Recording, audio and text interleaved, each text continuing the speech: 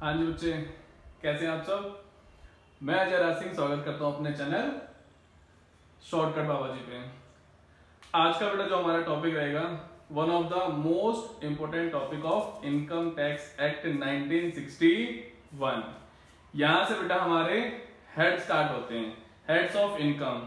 अगर बेटा मैं आपसे पूछूं कि हमारे पास हेड कितने थे, तो बेटा आपको पता होगा अगर आपने वीडियो देखी है तो। कौन कौन से थे, चलो आपसे स्टार्ट करते हैं। सबसे पहला salary, second house property, third PGBP, fourth CG capital gain and fifth बेटा हमारे पास अदर सोर्स। आज बेटा बात कर रहे हैं आपके income under the head salary. जहां बेटा बात सैलरी की आती है तो बेटा सैलरी रिगार्डिंग बहुत सारी चीजें होती है समझने के लिए। सबसे पहली बात, मोस्ट स्कोरिंग चैप्टर। अगर बेटा चाहे आप बीकॉम में हो, बीबीए में हो, पीजीटी की तैयारी कर रहे हो, यूजीसी नेट की तैयारी कर रहे हो, प्लस आप सीए, सीएस, सीएमए, हर जगह ये चैप्टर बेटा आपसे पूछा जाता है और पूछा रहा है बेटा, हमेशा मींस पूछा गया है। दिक्कत है यहाँ पे कोई? चलो स्टार्ट कर लेते हैं। सबसे पहले बेटा बात कर रहे हैं आपके income under the head salary की। तो भैया जब बात आती है सैलरी की, तो भाई सैलरी है क्या? तो सबसे पहले बेटा बात करते हैं आपके, कहता है भाई सैलरी का मतलब क्या है। भाई सैलरी का मतलब होता है यहाँ पे सिंपल सा, एनी अमाउंट, बेटा कोई भी अमाउंट पेड बाय, कौन पे कर रहा है भाई? Employer to employee. Any amount paid by employer to employee. अब एक बात बताओ भाई, यहाँ पे अमाउंट पे कर रहा है एम्प्लॉयर अपने एम्प्लॉय को। यहां बेटा क्वेश्चन पूछना भैया क्यों पे कर रहा है? क्योंकि इन return of service rendered by him, जब बेटा एम्प्लॉय उस अमाउंट के रिटर्न में बेटा आपको सर्विस रेंडर कर रहा है, तो बेटा उस अमाउंट को हम ट्रीट कर लेंगे यहाँ पे सैलरी। कहता है any amount paid by employer to employee in return of service rendered by employee. जब बेटा कोई पर्सन किसी दूसरे पर्सन को सर्विस रेंडर करता है, मींस एम्प्लॉयर और एम्प्लॉय का रिलेशन एग्जिस्ट होना चाहिए। और बेटा इसी रिलेशन को लेके बेटा मैं प्रॉपर आपको एक्सप्लेन करूंगा, जस्ट सुने बेटा थोड़ी देर।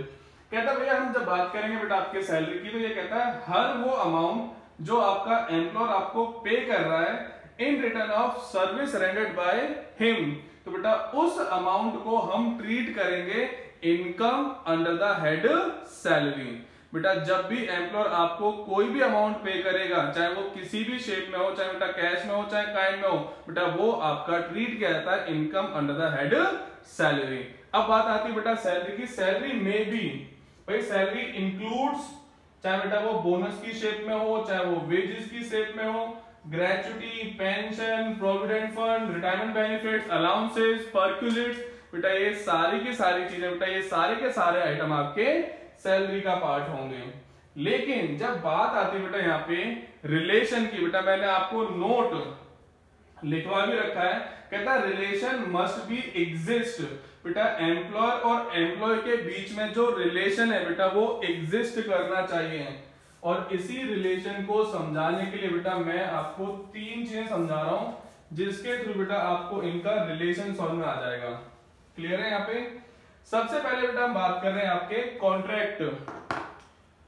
बेटा हमारे बीच में बेटा एम्प्लॉयर और एम्प्लॉय के बीच में कॉन्ट्रैक्ट होना चाहिए ऑफ सर्विस, ना कि बेटा हमारे पास इंस्टेड ऑफ फॉर सर्विस। अब बात आती है बेटा बच्चों को यहां समझने में कि भैया ये ऑफ सर्विस या ये फॉर सर्विस क्या है। मतलब बेटा हमारे मींस एम्प्लॉयर और एम्प्लॉय के बीच में कॉन्ट्रैक्ट ऑफ सर्विस होना चाहिए, ना कि कॉन्ट्रैक्ट फॉर सर्विस। मतलब क्या बेटा ऑफ सर्विस में? यहां बेटा जो मेरा एम्प्लॉय है वो बेटा बाउंड टू वर्क है, उसे जैसा बोला जाएगा बेटा वो वैसे ही काम करेगा। लेकिन यहां बेटा वो नॉट बाउंड टू वर्क है, नॉट बाउंड टू वर्क। जब बात आती है बेटा हमारे पास कॉन्ट्रैक्ट ऑफ सर्विस की या बेटा कॉन्ट्रैक्ट फॉर सर्विस की, तो बेटा इसको एक एग्जांपल से समझो। फॉर एग्जांपल बेटा मैं एग्जांपल ले लेता हूं बेटा ऋतिक रोशन का। क्लियर बेटा? नाम आपने सुना होगा, और बेटा काफी फेमस पर्सनैलिटी बेटा हमारे सेलिब्रिटी हैं। जब बात करते हैं बेटा आपके ऋतिक रोशन की, तो बेटा इसी एग्जांपल को बेटा दोनों के लिए समझा देता हूं। जब बात आती बेटा हमारे पास ऋतिक रोशन की, अगर बेटा ऋतिक रोशन कहते हैं कि भैया मैं सिर्फ और सिर्फ संजय लीला भंसाली जो डायरेक्टर है बेटा इनके साथ ही काम करूंगा, और संजय लीला भंसाली कहते हैं भाई हाँ मैं आपसे 8 घंटे काम लूंगा और एक फिल्म का मैं आपको इतना पे करूंगा, और अगर बेटा ऋतिक रोशन सिर्फ और सिर्फ बेटा अपनी सर्विस संजय लीला भंसाली को दे रहे हैं तो बेटा ये हमारे पास ट्रीट किया जाएगा आपका कॉन्ट्रैक्ट ऑफ सर्विस, जहां पे बेटा वो बाउंड हो चुके हैं सिर्फ और सिर्फ बेटा किसके लिए काम करेंगे, संजय लीला भंसाली के साथ। लेकिन अगर बेटा वही ऋतिक रोशन कहते हैं ना जी मैं कोई बाउंड नहीं हूं, मेरा मन करेगा तो बेटा मैं आपके साथ मूवी बनाऊंगा, या बेटा मैं सतीश जी के साथ बनाऊंगा, या बेटा मैं यश चोपड़ा के साथ बनाऊंगा, या बेटा मैं किसी भी के साथ बना सकता हूं, तो जहां बेटा मेरा एम्प्लॉय बाउंड टू वर्क होगा बेटा उसे हम बोलते हैं कॉन्ट्रैक्ट ऑफ सर्विस, और जहां बेटा मेरा employee not bound to work होगा उसे हम बोलते हैं बेटा आपका कॉन्ट्रैक्ट फॉर सर्विस। अब बात आती है बेटा इन दोनों के बीच में रिलेशन ऑफ सर्विस का होना चाहिए या फॉर सर्विस का, तो बेटा यहां पे याद रखना बेटा ये आपका रिलेशन कॉन्ट्रैक्ट ऑफ सर्विस का होना चाहिए instead of contract for service. मतलब बेटा आपका जो आपके एम्प्लॉय का रिलेशन होगा बेटा वो बाउंडेशन का मींस बाउंड टू वर्क होगा बेटा, जैसा बेटा आपको एम्प्लॉयर से इंस्ट्रक्शन मिलेंगी बेटा आप उस इंस्ट्रक्शंस के लिए बाउंड है बेटा आपको वो करनी पड़ेंगी। देखिए यहाँ पे कोई नेक्स्ट बेटा यहाँ पे आता है हमारे पास principal and agent relation instead of master and servant relation. भैया हमारे एम्प्लॉयर और एम्प्लॉय के बीच में बेटा जो रिलेशन होना चाहिए बेटा वो प्रिंसिपल और एजेंट का होना चाहिए। रीजन बेटा यहाँ पे कहता है कंट्रोल ओवर एम्प्लॉय वर्क, मतलब बेटा अगर रिलेशन हमारे प्रिंसिपल एंड एजेंट का है तो यहां बेटा जो कंट्रोल होगा वो एम्प्लॉयर का एम्प्लॉय के वर्क के रिगार्डिंग होगा, जबकि बेटा जब हम बात करते हैं मास्टर एंड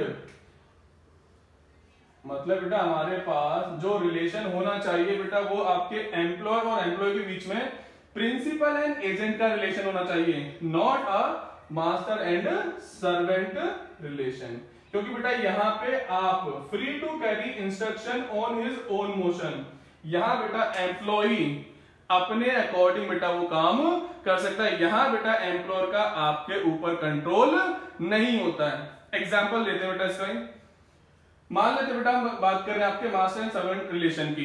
फॉर एग्जांपल बेटा मैं कंसाइनर आप मेरे कंसाइनी, मैंने बेटा यहां से आपको माल भेजा, मैं दिल्ली में बैठा हूं आप बेटा मुंबई में बैठे हो, मैंने दिल्ली से आपको माल भेजा कि भैया आपको ये माल ऐसे ऐसे बेचना है, आपने उसका प्राइस पूछा, मैंने बोला भैया मिनिमम 120 में बेचना है। अब इससे ऊपर चाहे बेटा आप इसको 125 का बेचो, 130 का बेचो, 135 का बेचो, तो बेटा यहाँ पे आप अपने जो बेटा मैंने आपको इंस्ट्रक्शन दिए बेटा वहां मैंने आपको बताया कि 120 से कम में नहीं बेचना है, 120 से जितने ज्यादा बेटा आप इसे बेच सकते हो आप बेटा उसको बेच सकते हो। लेकिन जब बात आती है बेटा यहाँ पे कोई क्या आप मेरी इंस्ट्रक्शंस फॉलो कर रहे हो, नहीं, आप बेटा मेरी इंस्ट्रक्शन सिर्फ इतनी फॉलो कर रहे हो भाई मैं 120 से कम में नहीं बेचूंगा, क्या बेटा मैं इसको 120 से ज्यादा बेच सकता हूं, बिल्कुल बेटा मैं अगर उसको बेच पाऊंगा तो बेटा मैं उसको ऑब्वियसली बात है 120 से ज्यादा में बेचूंगा। तो जब भी बेटा बात की जाएगी आपके रिलेशन की तो बेटा प्रिंसिपल और एजेंट का रिलेशन होना चाहिए, ना कि बेटा मास्टर और सर्वेंट का रिलेशन। रीजन क्या है बेटा, जब प्रिंसिपल और एजेंट का रिलेशन होगा तो बेटा एम्प्लॉय के वर्क के टुवर्ड कंट्रोल होगा आपके एम्प्लॉयर का, जबकि बेटा यहाँ पे एम्प्लॉयर का कंट्रोल नहीं होता है वर्क के रिगार्डिंग, बेटा किसके वर्क के रिगार्डिंग, एम्प्लॉय के वर्क के रिगार्डिंग। देखिए यहाँ पे कोई यहाँ बेटा एक वर्ड बेटा मैंने समझाने की कोशिश करी बेटा आपके रिलेशन को, भाई जो रिलेशन होगा बेटा वो रिलेशन एम्प्लॉयर और एम्प्लॉय के बीच में किस तरह का होना चाहिए। सबसे पहले बेटा हमारे पास कॉन्ट्रैक्ट ऑफ सर्विस होना चाहिए, प्रिंसिपल एंड एजेंट का रिलेशन होना चाहिए, ना कि बेटा वो मास्टर और सर्वेंट का रिलेशन। दिक्कत अगर बेटा कोई दिक्कत है तो आप मुझे मेरे कमेंट सेक्शन में पूछ सकते हो, और बेटा इसको थोड़ा सा एग्जांपल्स के थ्रू और एक्सप्लेन कर लेंगे अगर आपके फिर भी डाउट आते हैं तो। देन बेटा इसके बाद यहाँ पे बात आती है आपकी बेसिस ऑफ चार्ज की। अंडर सेक्शन 15 बेटा हमारे पास ये कहता है बेटा आपका बेसिस ऑफ चार्ज कि भाई जो सैलरी इनकम है बेटा वो चार्जेबल कैसे होगी। तो ये कहता है बेटा हमारे पास salary income become taxable salary income become taxable on, या तो बेटा ये होगी आपकी ड्यू बेसिस पे, होता क्या बेटा बात करते हैं, या बेटा ये होगी आपके रिसीप्ट बेसिस पे। जब सैलरी की बेटा टैक्सेबिलिटी की बात आती है, बेटा चार्जेबिलिटी की बात आती है, तो बेटा हमारे पास दो मेथड है, या तो बेटा वो होगी ड्यू बेसिस पे टैक्सेबल, या बेटा वो होगी आपके रिसीप्ट बेसिस पे। एंड ये कहता है बेटा हमारे पास विच एवर इज अर्लियर, मतलब बेटा हमारे पास चाहे तो बेटा मेरी सैलरी पहले ड्यू हो जाए, या बेटा मेरी सैलरी मुझे पहले रिसीव हो जाए, इन दोनों में से जो घटना पहले घटेगी उसी के बिहार पे बेटा मेरी सैलरी क्या हो जाएगी, टैक्सेबल हो जाएगी। मैं बेटा अगर यहाँ पे आपको बोलूं कि भाई मेरी जो सैलरी है वो हर महीने की 1 तारीख को मुझे मिल जाती है, तो बेटा अगर मेरी सैलरी मुझे 1 को ही मिल रही है तो बेटा ये रिसीप्ट बेसिस पे बेटा मेरे हैंड पे टैक्सेबल हो रही है। लेकिन अगर 1 को बोल के बेटा मुझे सैलरी 6 को मिलेगी तो बेटा वो आपकी 1 को ही टैक्सेबल हो चुकी है आपके हैंड में बेटा किस बेसिस पे, ड्यू बेसिस पे। Reason whichever is earlier. देखकर यहाँ पे कोई अभी तक बेटा कोई दिक्कत नहीं होगी, लेकिन जब बात आती है बेटा यहीं पे बच्चों के बेटा डाउट होने स्टार्ट जाते हैं कि सर यहाँ पे 2 चीजें होती हैं, तो फिर इनका ही बेटा एक बार यहीं पे बात कर लेते हैं। पहली बेटा हमारे पास आती है आपकी एडवांस सैलरी, एंड नेक्स्ट बेटा मेरे पास आती है आपकी अरियर ऑफ सैलरी। तो बेटा इनकी टैक्सेबिलिटी कब होगी, तो बेटा ध्यान देना एडवांस सैलरी का मतलब होता है बेटा जो सैलरी आपको टाइम से पहले मिल जाएगी, तो बेटा जो एडवांस सैलरी है बेटा वो टैक्सेबल होती है आपकी ऑन रिसीप्ट बेसिस। भैया जैसे ही मिलेगी बेटा वैसे ही बेटा आपके हैंड में रिसीप्ट बेसिस पे बेटा ये आपके हैंड में टैक्सेबल हो जाएगी। लेकिन जब बात आती है अरियर ऑफ सैलरी की तो बेटा सबसे पहले तो आप अरियर को समझो, क्योंकि बेटा बच्चों के दिमाग में अरियर को बेटा क्लियर नहीं है। अरियर ऑफ सैलरी होती क्या है, मान लेते बेटा मैं वर्किंग हूं, बेटा मैं जॉब कर रहा हूं, मंथ चल रहा है बेटा हमारा अक्टूबर का। अब बेटा हमारे पास जो एम्प्लॉयर है बेटा अनाउंसमेंट कर देता है कि भैया जो अजय हैं उनकी सैलरी बेटा हमने इंक्रीज कर दी है, वो भी आपके रेट्रोस्पेक्टिव इफेक्ट से। मतलब बेटा कब से, 1 अप्रैल 2019 से मैंने बेटा आपकी सैलरी बढ़ा के देनी है आपको।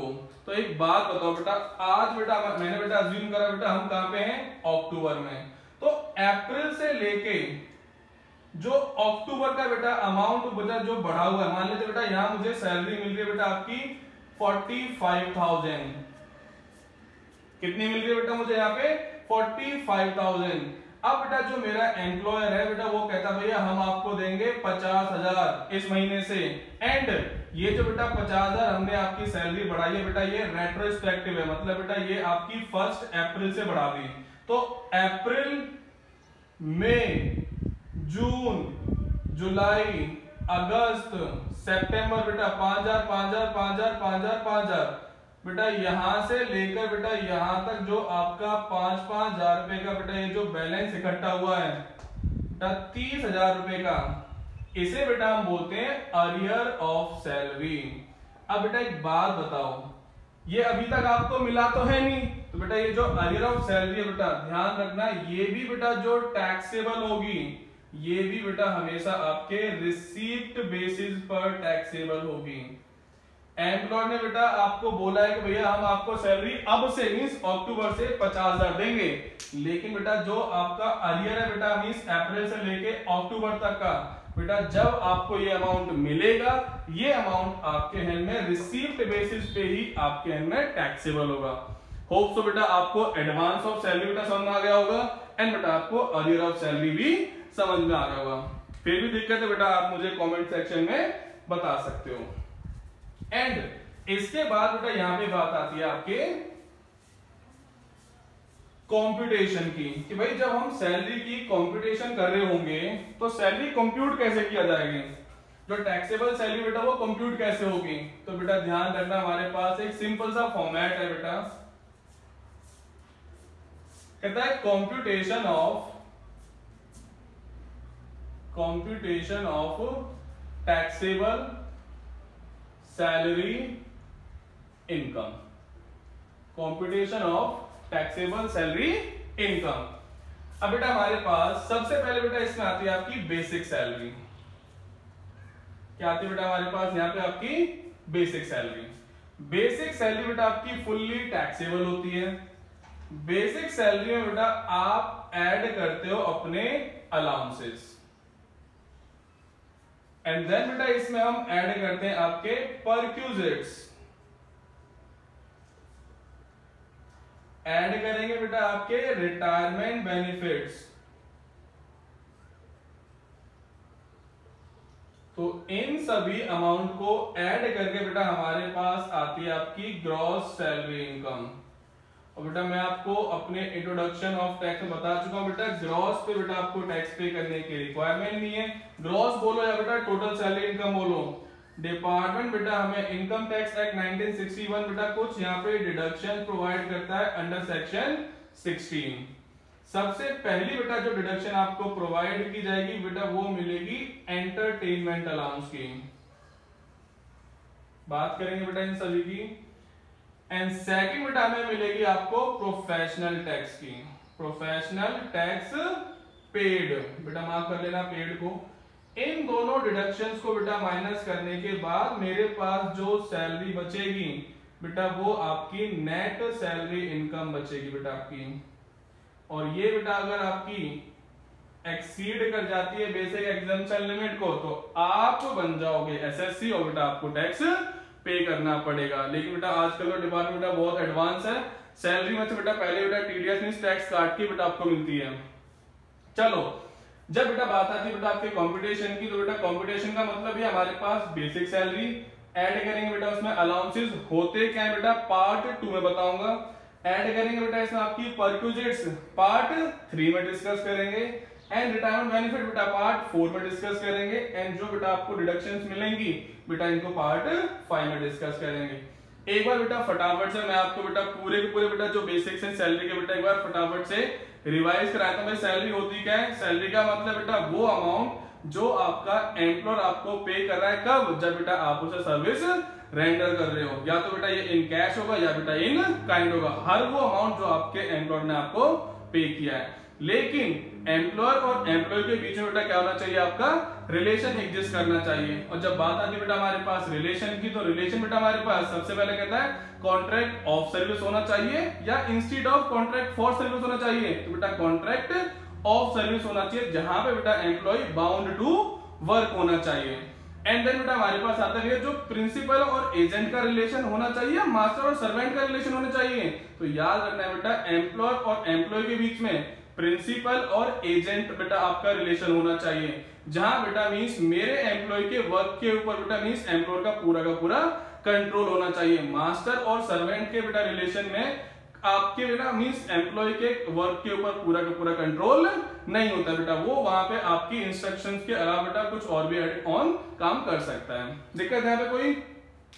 चलो अब बेटा यहाँ पे आपसे छोटी सी रिक्वेस्ट ये है, मैंने बेटा इस पार्ट 1 से मींस बेसिक से पहले बेटा आपको अलाउंसेस और परक्यूजिट की बेटा वीडियो मैंने पहले ही रिलीज की है, मींस बेटा मैं आपको ऑलरेडी अपलोड कर चुका हूं। अब आपसे बेटा दो छोटे छोटे से क्वेश्चन पूछूंगा जो आपको मेरे कमेंट सेक्शन में बताने हैं। सबसे पहले बेटा मैंने अंडरग्राउंड अलाउंसेस के रिगार्डिंग आपको बेटा कितनी एग्जेम्पशन अमाउंट बताई है, ये अलाउंसेस का क्वेश्चन है। अगर जब बात करेंगे बेटा अगर आपने मेरे परक्यूजिट वाली वीडियो देखी है तो वहां बेटा मैंने आपको बताया था हाउ टू कंप्यूट RFA, वहां पे बेटा आपको वीडियो देखनी पड़ेगी, हिंट के लिए बेटा देख लेना। कमेंट सेक्शन में आपको आंसर करना है। क्वेश्चन आपके लिए ये है, अगर मैं जिस घर में रह रहा हूं बेटा जो मुझे मेरे एम्प्लॉयर ने प्रोवाइड किया है, चाहे वो बंगलो है, चाहे कोठी है, चाहे बेटा घर है, अगर बेटा वो हायर्ड बाय एम्प्लॉयर है तो यहाँ पे आपको बेटा अनफर्निश्ड हाउस की वैल्यू कैसे निकालेंगे? ठीक है, आप बेटा वीडियो देख सकते हो, अगर समझ में आती है तो अच्छी बात है, नहीं तो बेटा आप आंसर भी कर सकते हो और बेटा क्वेरी भी पूछ सकते हो। Thank you so much.